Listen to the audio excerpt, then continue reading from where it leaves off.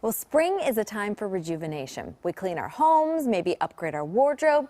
But what about the mind? Catherine Orford is an author, and she's known as the confidence coach.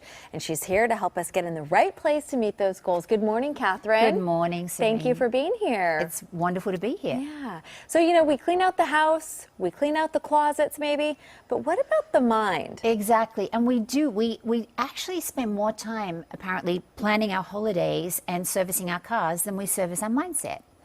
And sometimes we just need a little tune-up. Right. A lot of people set goals in January.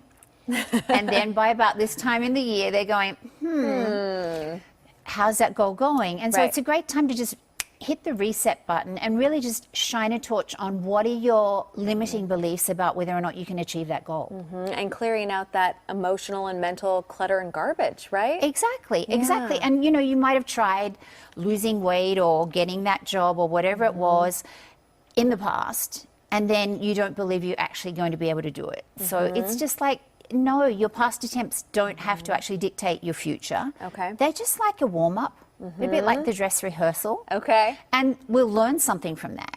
So it's like, don't allow that old mindset that caused you not to achieve it to actually hinder you from doing it this time, and instead focus on, when I've achieved that goal, how am I going to feel? And really allow those feelings to immerse your body and your mind and your spirit, because if you can start, the brain doesn't know the difference between what's real and what's not.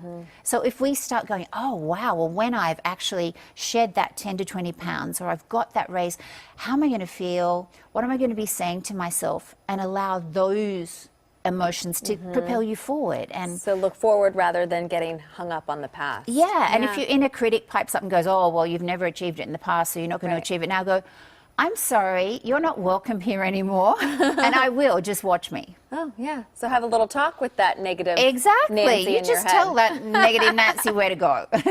And so when roadblocks do pop up, and they will, as you've said, Catherine, Yeah. how do we handle that? What do we do? I say embrace them, and I know that sounds really funny, but the bottom line is that they're going to happen, and they're really just things that we need to learn in order to actually achieve that end result.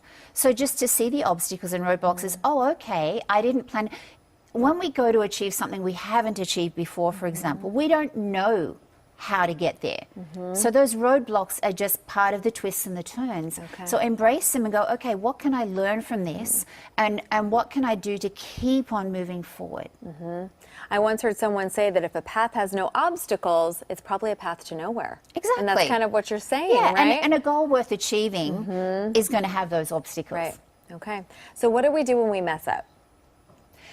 Number one rule, not chastise ourselves, because I'll use the losing weight thing. Now, I don't like to use the word lose, because when we say lost our keys, lost our home, whatever, lost our boyfriend, our a marriage, whatever. It's a negative. So I tend to actually say to the clients that I coach, shed the weight or release the weight. So if we're actually wanting to release the weight, we go, I don't know, to a wedding or an event, and there's chocolate cake and there's, all these things that are not necessarily going to help. And we eat that instead of chastising ourselves, because when we chastise ourselves, we fall into that downward spiral. And then we're more prone to go, oh, well, I just blew it, so I'm going to have pancakes and maple syrup and ice cream for breakfast. Right.